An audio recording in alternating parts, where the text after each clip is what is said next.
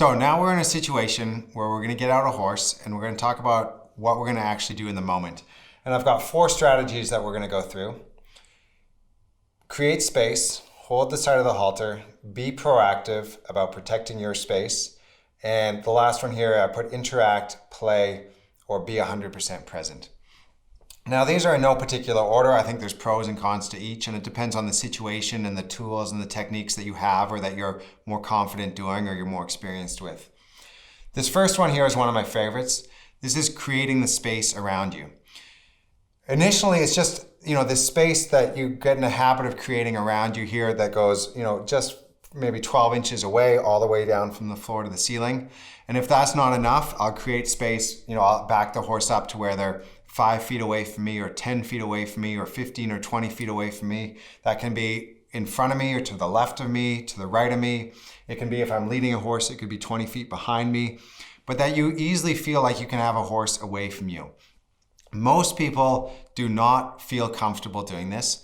Most horses do not feel comfortable doing this. And the reason is not because this is not a natural thing for horses or people to do. It's because we just simply get in the habit of holding the rope right underneath the halter and always having the horse in our space. It's just a habit that we get into. It's not any more right or wrong. We've just created this habit for ourselves.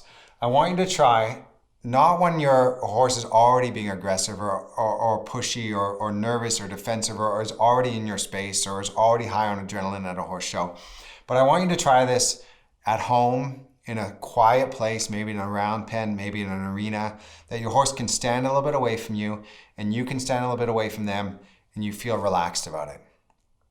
Most horses and people, the first time they do this, as soon as they get a little distracted, as soon as they get a little nervous, they start doing this.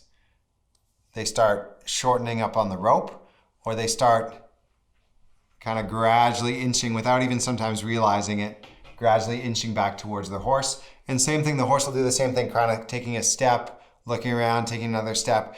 3 or 4 minutes later, without even realizing it, the horse and the person are right back in each other's space again.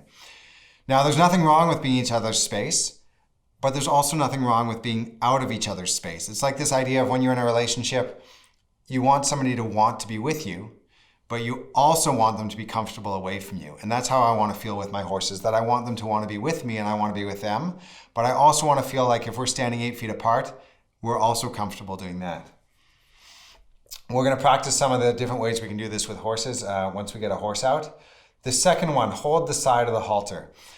If you've got a horse that's kind of really nippy or swinging their head around or pushing through your space and you're holding underneath the halter, it's so easy for a horse to swing their head through your space or to take their head down and swing the nose out and sort of push you backwards. So this is sort of stabilizing their head out of your space. Now, there's lots of good things about this, but I'd say the single biggest sort of detriment or con to this technique is that if you've got a horse that's all of a sudden reactive or a horse that's stronger than you and you're holding the side of their halter, they're going to pull you off of your feet, or if they swing their head up, they're going to pull you off of your feet and kind of up into the air. So this is sort of for a mild version when your horse is just a little fussy and you want to just stabilize it. Every time that horse comes into your space or you go back towards their space, it doesn't matter if they initiated it or you initiated it. That still creates an antagonistic relationship. We want to redo our relationships with our horses where we have either a neutral or a friendly relationship with them. This antagonistic relationship, again, it doesn't matter if you started it or they started it, it's still not helpful. So we want to be proactive about not letting it to start to begin with. This last one, be proactive about protecting your space. And earlier in this course, I talked about this idea of the fan that's constantly turning. It's a fan that's constantly turning. You go right up to it and you put your finger next to it. You're not worried about it hitting you. You put your finger in that fan, you know your finger's going to get hit. If you're not proactive and consistent about your space and a horse comes into your space and then you start moving and you hit them, that's a horse that's going to get a head shy. That's a horse that's going to get nervous. That's a horse that's going to get defensive. But if you've created this space before they come into it and you're consistent with this all the time that you interact with your horses, that's a horse that's going to learn very clearly, just like that fan, that they can come up to it, but they can't cross it, and they're not going to have this worried look or this head shy feeling about them. Sometimes people say, that's fine. I do this with my horses, but back at the barn, somebody else handles my horses and they don't do this. What can I do? And I mean, I kind of lost for words, because in that situation with training horses, ultimately they're only going to be as consistent as the people in their life are. So the best advice I can give is you just try to be as consistent as you can with the way that you interact with your horse and the way that other people interact with your horse, and they're going to only be that consistent.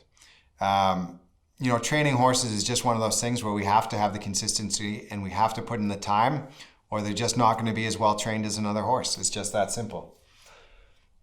The last one here, this sort of relates back to my feeling of being present and meeting their emotional needs. If you've got a horse that is nervous, if you've got a horse that's playful, if you've got a horse that's itchy, how can we help them? This is so important. Be 100% present. If I've got a horse right up in my space, and I'm going to show you this with one of my horses very shortly here, and he's a little fussy with the mouth. If he's here with me, I don't want to be talking over here and distracted and just let him go where he can come up into my space.